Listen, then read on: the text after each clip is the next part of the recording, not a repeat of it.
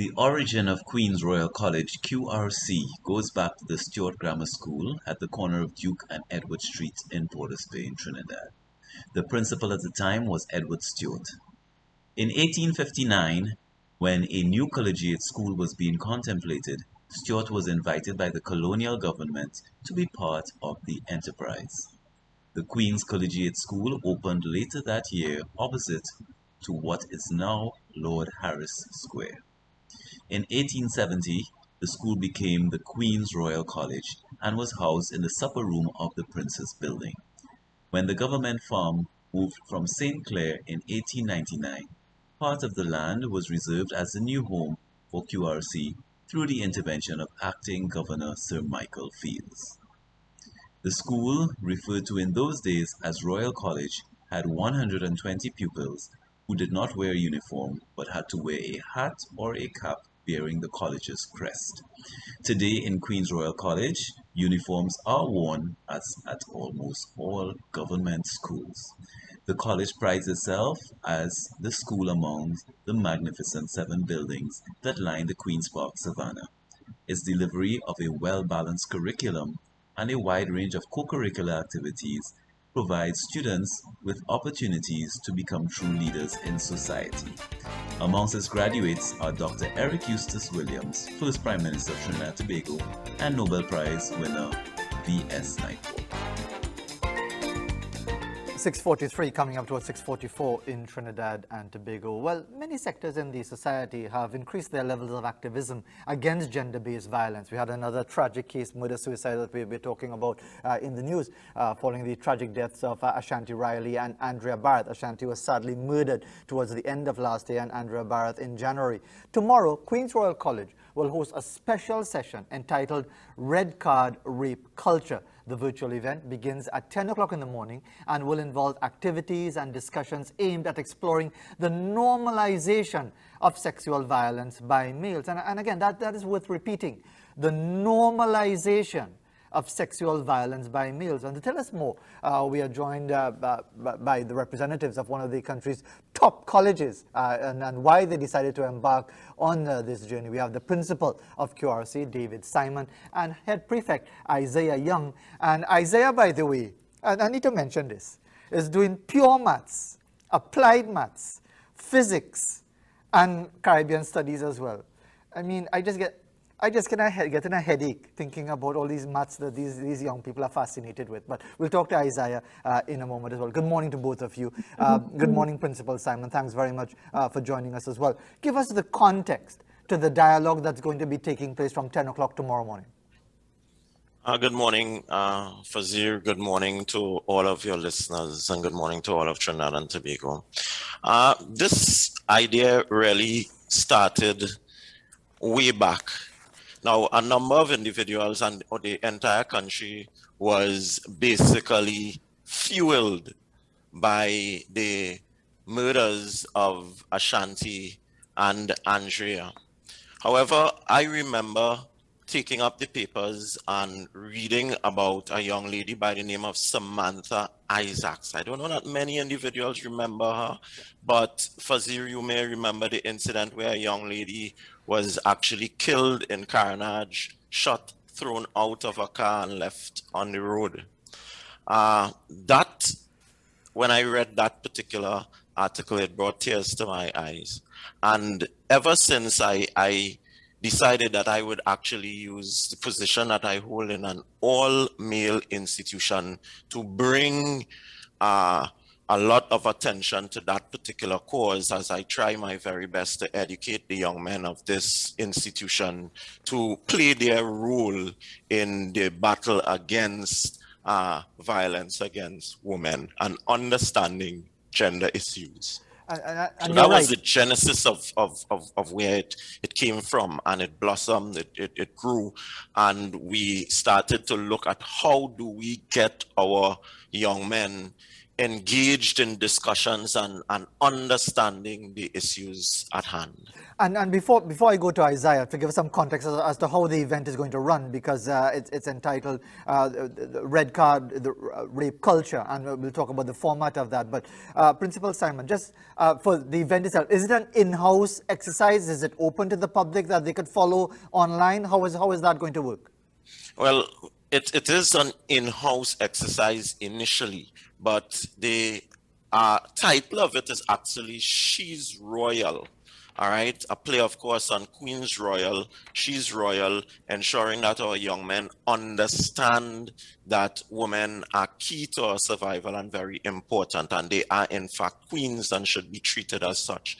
It is internal, yes, Fazir, but it has engendered a lot of interest. So certainly in the press, you'll hear a lot about it. And it is really the start of a number of activities which will involve one that engages the entire public.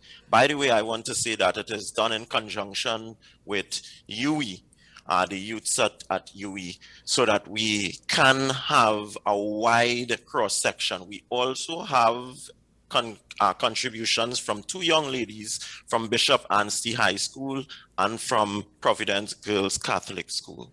And let me add my bit in saying that QRC should be commended for this particular initiative. Let's hear from Head Prefect Isaiah Young. Isaiah, good of you to join us this morning, away from your math studies. But tell us about the format, because explain to me how it's going to work, the session, because it's going to be from 10 o'clock until midday tomorrow, where there's going to be red cards, green cards, yellow cards for the various scenarios and issues that will be raised. Tell us how this format is going to run. Good morning to you.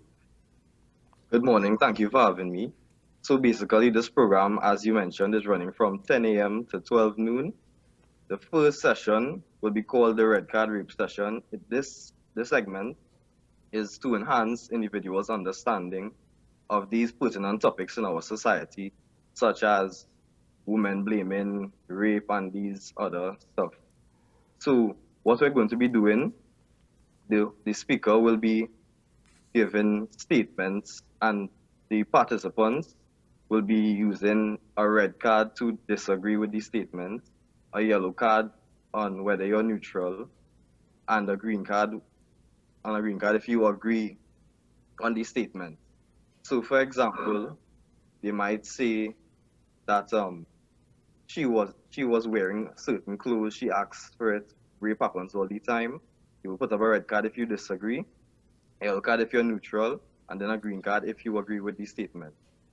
And after that, there will be a short panel discussion about these topics, which will be more interactive, and we will go more in depth in these topics. And what do you hope to do with the data that comes out of that, out of every different scenario? How much red, how much yellow, how much green, and so on? What are you hoping that data can assist? What are you hoping to create moving on from that? Well, hopefully from this, we can all learn something. We can see where people's minds are, where their hearts are, and we can take more appropriate steps to deal with these issues. What are you hoping comes out of this, Isaiah? I mean, well, let me rephrase it very quickly. What is your perspective? Not wanting to preclude what you might contribute if you are going to contribute to the event tomorrow, but what is your own perspective? Because that topic, the normalization of sexual violence by males, it's a discussion that we seem, especially us males, we seem very uncomfortable with having that discussion and acknowledging that issue of normalization. What is your perspective? Well, I honestly believe it's a plague to our society, not just in Trinidad and Tobago, but the entire world. I mean, we all came from women, we all have mothers. Some of us may have sisters, daughters, if you're older, and all these types of things. So when you really talk about normalizing rape culture and these things, it's honestly shocking, because how can you as a person be comfortable with the idea of someone doing this to women when you came from a woman yourself? I'm sure you honor your mother, you might honor your sisters, your friends, whoever, your female teachers in school, your female co-workers. So I think that it's really disgusting that we have to deal with this on a day-to-day basis, and we don't speak about it, and we don't take enough action as we should. So hopefully after this event we could take better steps rectify this issue.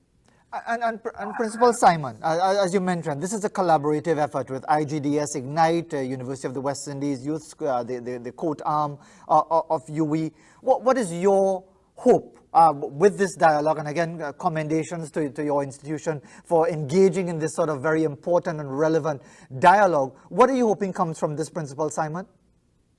Well, we have a number of objectives. I really admire the question you asked about the data, because the data is going to help us as an institution in working with UE. It is going to give us an idea of some of the attitudes, because when we look at the types of questions, the types of responses that we get from our young men, let me just say that this is first starting in the upper school, 4th, 5th, and 6th, but we will be doing it in the lower school as well. So we will be able to analyze that data and see the types of prevailing attitudes that first and foremost begin within our institution.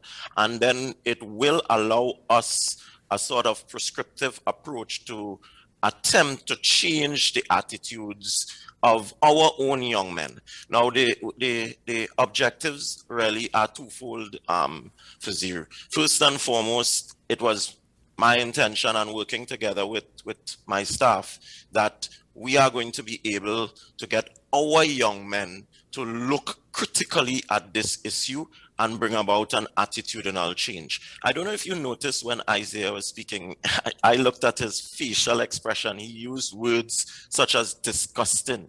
So to me, I actually saw from his facial expression how horrid he views some of these, all of these activities as. And then secondly, we want to kickstart this whole drive with the attention from the press and that sort of thing, so that it can more or less motivate other educational institutions to move along similar lines, because we recognize that the major way for attitudinal change is through education.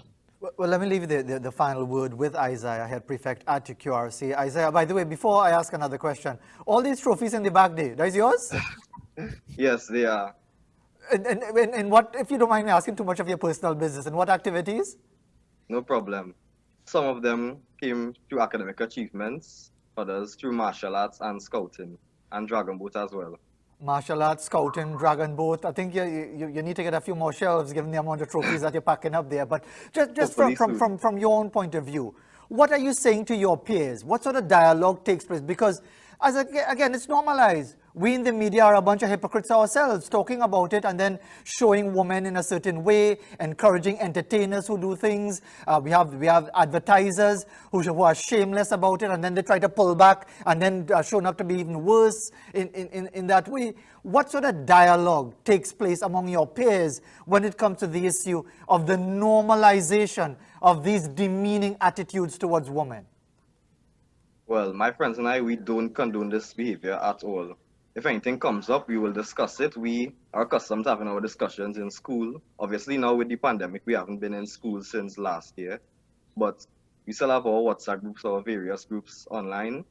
We could talk about these issues. We debate them a lot, and we try our best to be objective. And we don't really, in a sense, stand up for we don't stand up for the oppressors at all.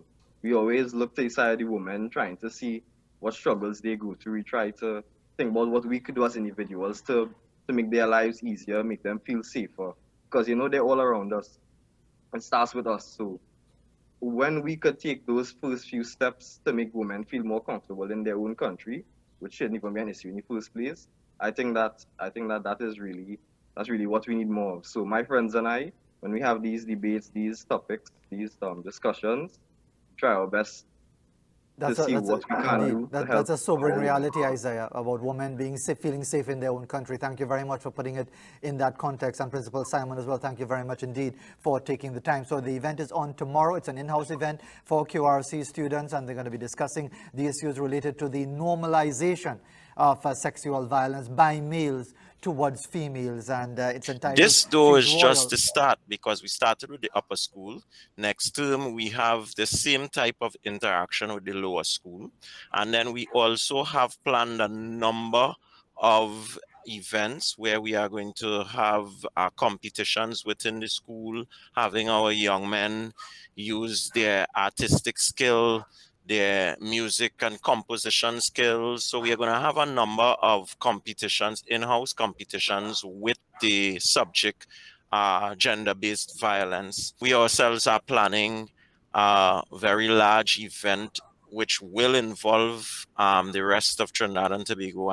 The data, we are certainly going to be using the data because we have asked these arms of UE to provide us with the data, and we are then going to sit down with the data. It is going to speak to us about the attitudes of our young men and their beliefs, and that is going to guide the type of intervention that we are going to get from professionals to speak to our young men. They were really excited about the initiative, and they were happy that, young people were interested in getting involved in this very relevant problem. I think what stood out the most was probably the students, how they were able to give reasons for their responses. So whether they gave the red card, yellow or green card, they were able to explain why they said what they said, and we were able to have a discussion and get to understand what is right and what is wrong.